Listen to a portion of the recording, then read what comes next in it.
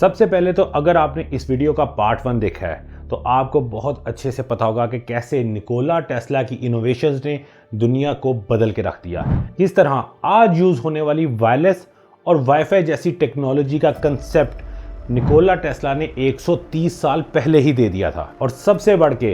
दुनिया के all time favourite Edison को भी इसी जीनियस ने गलत साबित किया और हमें एसी करंट सिस्टम जैसी टेक्नोलॉजी दी, जिसका यूज़ आज भी हम कर रहे हैं, चाहे वो हमारे घरों की छोटी छोटी अप्लायंसेस हो या बड़ी बड़ी इंडस्ट्रीज़ हो। हर जगह एसी करंट सिस्टम का यूज़ हो रहा है और ये तोहफा था निकोला टेस्ला का।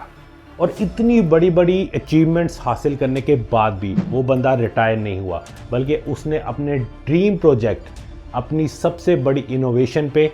काम करना स्टार्ट कर दिया।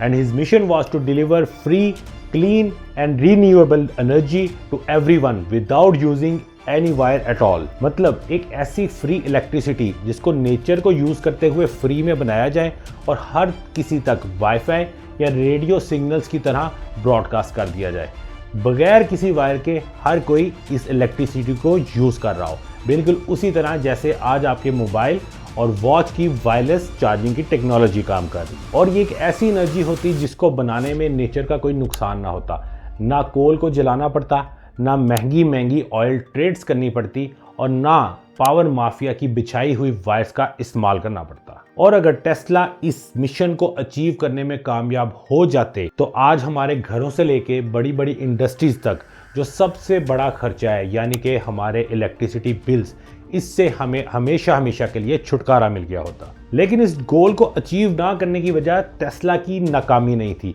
बल्कि इसके पीछे थी एनर्जी माफिया की साजिशें। वो चाहे फंड्स की कमी करके की गई हो या टेस्ला के प्रोजेक्ट्स को डेंजरस कहकर बंद करवा दिया, और वो अपनी इन साजिशों में बहुत हद तक कामयाब भी हो गए। लेकिन उस वक्त हुआ क्या था, जब निकोला टेस्ला ने फ्री और वायरलेस एनर्जी पे काम करना शुरू कर ही दिया था तो उनको रोका कैसे गया, यही जानेंगे हम इस वीडियो में।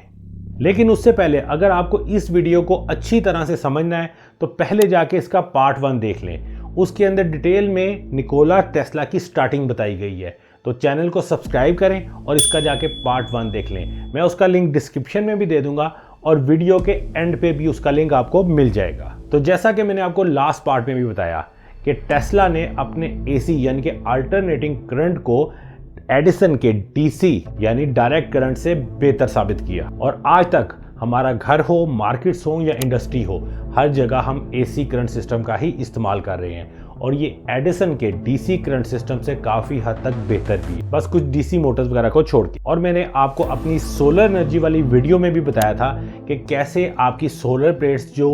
एनर्जी जनरेट कर रही हैं वो डीसी करंट है, और उसको आगे एसी में कन्वर्ट करने के लिए आपको इन्वर्टर लगाना पड़ता है ताकि वो डीसी करंट एसी में कन्वर्ट हो और आपके घर में जितनी भी एसी करंट पे मौजूद अप्लायंसेस है उसमें आप इसको यूज़ कर सकें। और फिर टेस्ला ने अपने एसी करंट सिस्टम को बेटर प्रूव करने के बाद अपने रियल गोल यानी कि वायरलेस एनर्जी सिस्टम और फ्री एनर्जी सिस्टम की तरफ गौर करना शुरू किया, और वो मिशन था sending electricity through the air over long distance without using any wire at all. Electricity को बगैर किसी वायर के दूर दराज एरियाज तक पहुंचाना, वो भी सिर्फ हवा के जरिए, बिल्कुल उसी तरह जिस तरह रेडियो वेव्स को या रेडियो सिग्नल को किसी दूर दराज गांव में भी पहुंचाया जा सकता है। और 1890 में टेस्ला ने न्यूयॉर्क सिटी में मौजूद अपनी लैब में वायरलेस एनर्जी पे काम करना शुरू किया, और उन्होंने स्टडी करना शुरू किया कि दो मेटल प्लेट्स के दरमियान जो गैप होता है उसमें करंट कैसे बिहेव करता है, और जब ये करंट इन प्लेट्स के दरमियान हवा में तैरना शुरू हुआ तो उन्होंने इन दोनों प्लेट्स के दरमियान एक बल्ब को रख दिया, और इस तरह उन्होंने दो प्लेट्स के दरमियान हवा में मौजूद करंट से एक इलेक्ट्रिक बल्ब को सक्सेसफुली रोशन कर लिया। और ये थी दुनिया की सबसे पहली वायरलेस चार्जिंग टेक्नोलॉजी जो निकोला टेस्ला ने आज से 130 साल से भी पहले सक्सेसफुली दुनिया को प्रूव की। और अब इस एक्सपेरिमेंट की सक्सेस ने निकोला टेस्ला को इस बात पे कन्विंस कर लिया था कि वो इस प्रोजेक्ट को और भी बड़े स्केल पे ले जा सकते हैं, और अब वो इस प्रोजेक्ट को अपस्केल करते हुए वायरलेस एनर्जी को पूरी दुनिया तक पहुंचाने वाले थे। और अर्ली 1900 में निकोला टेस्ला ने वायरलेस ट्रांसमिशन सिस्टम बनाने की और इसको पूरी दुनिया में फैलाने की तैयारी शुरू कर ली। लेकिन पूरी दुनिया तक इस एनर्जी को पहुंचाने से पहले इस एनर्जी को जनरेट भी करना था, और वो इसके लिए नायग्रा फॉल जैसे naturally build hydro electric dams का यूज़ करना चाहते थे। ज़रूरत थी बस इसके नीचे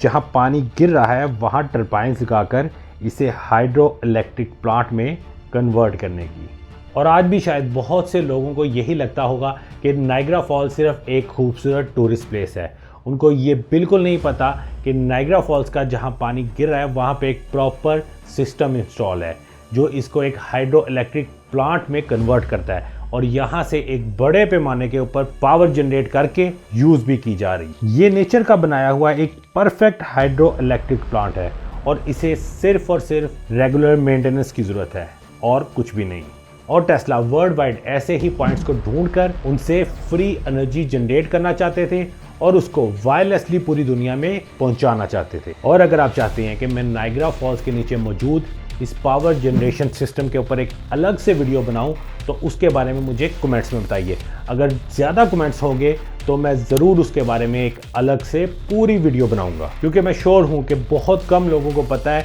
कि नायग्रा फॉल एक खूबसूरत टूरिस्ट पॉइंट के अलावा अमेरिका और कनाडा के लिए बहुत इंपॉर्टेंट पावर सोर्स भी है। और यहाँ पे आप सबके लिए एक क्वेश्चन भी है कि नायग्रा फॉल से जो भी एनर्जी जनरेट होती है इसको कनाडा यूज़ करता है या अमेरिका, क्योंकि ये दोनों के बॉर्डर के ऊपर आती है और इसको किसी कंट्री ने नहीं बनाया, नेचर ने बनाया है। तो मुझे इस सवाल का जवाब ज़रूर दें कि इससे जो एनर्जी जनरेट होती है वो इन दोनों मुल्कों में से किस मुल्क के काम आ रही है। तो स्टोरी पे वापस आते हैं। निकोला टेस्ला इस हाइड्रो इलेक्ट्रिक प्लांट या जो भी पॉइंट्स उनको मिलते उनसे मिलने वाली एनर्जी को बड़े बड़े टावर्स के जरिए वायरलेसली हर किसी तक पहुंचाना चाहते थे, ताकि इलेक्ट्रिसिटी कैरी करती हुई इलेक्ट्रोमैग्नेटिक वेव्स किसी रेडियो वेव की तरह